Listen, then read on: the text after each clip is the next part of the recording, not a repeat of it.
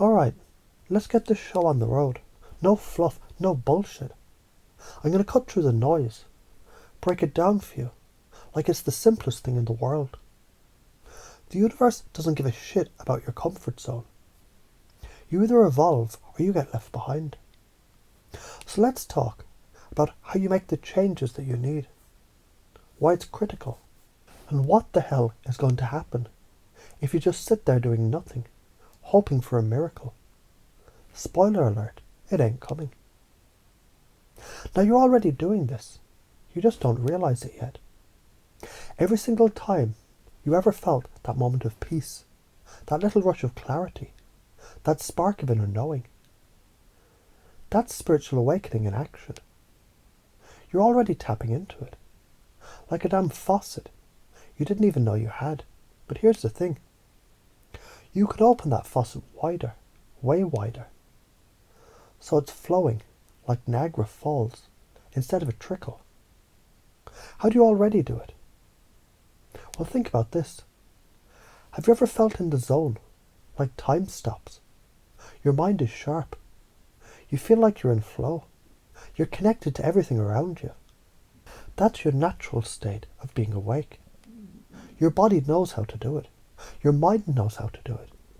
You just need to get out of your own way. So let me break it down. Feeling lighter.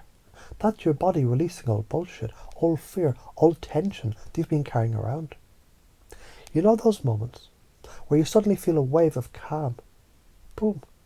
That's spiritual awakening, knocking at your door.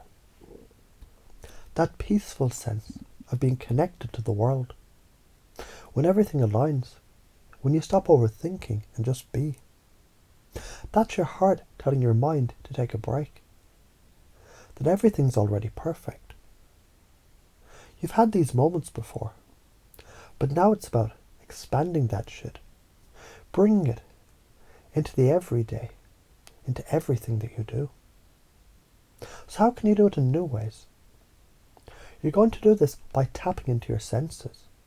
When you meditate, focus on those feelings, really focus. Take those sensory experiences and ground them deep into your body. Notice how your body feels when you breathe deeply. That's your anchor. If you're anxious as hell, you can start to notice that little spark of peace. Follow it. Dive into it. Give it all your attention. Here's the science behind this. Your brain. That complex piece of meat on top of your shoulders. It loves patterns. When you bring your awareness to those little shifts in your experience, you're telling your brain, hey, this is a pattern I want to keep. The more you focus on that, the more your mind rewires itself to seek out peace, to seek out connection. Why is this so important? Listen closely, because this is the meat of it. Your life will be different, every aspect of it. You'll be more present, more connected, more calm in the face of chaos.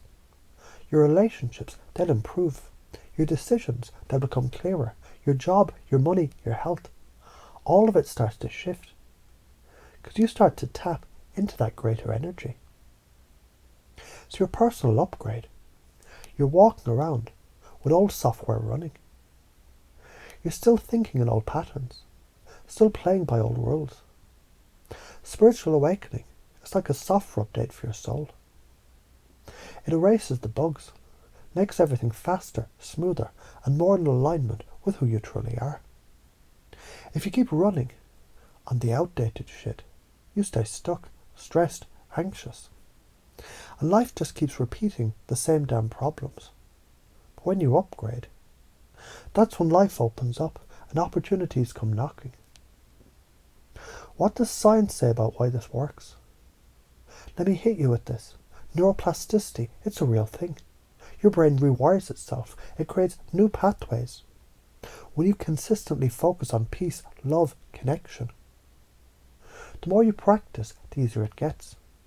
And the more you become that person, the one who radiates calm, clarity, and positivity.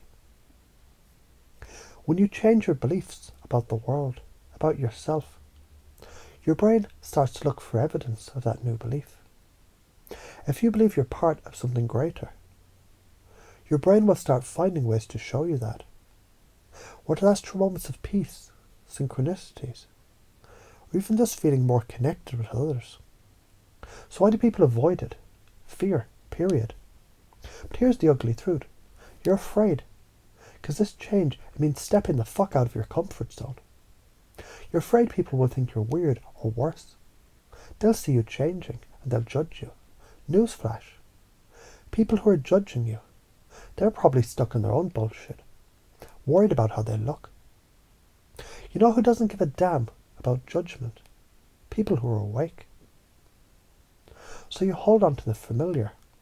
You hold on to the old beliefs because they're safe. But that safety is a lie. It's the prison you've built for yourself. And if you don't break free, it's going to keep you small, stuck and miserable. That's the cost of not acting.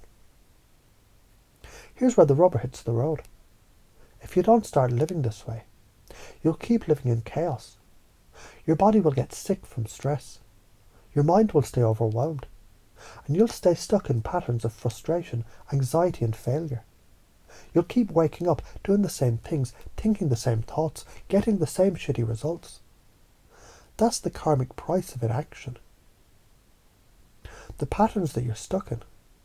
Because we all get stuck in dumb shit. The people-pleasing pattern. You're trying to make everyone happy, but it drains you.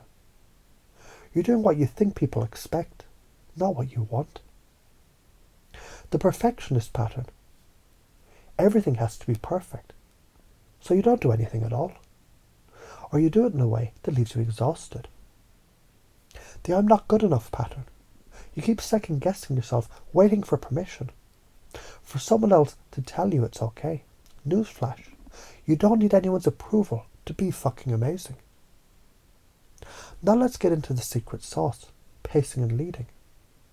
If you want to change someone else, or even yourself, you first need to understand where the hell they are, and then lead them out.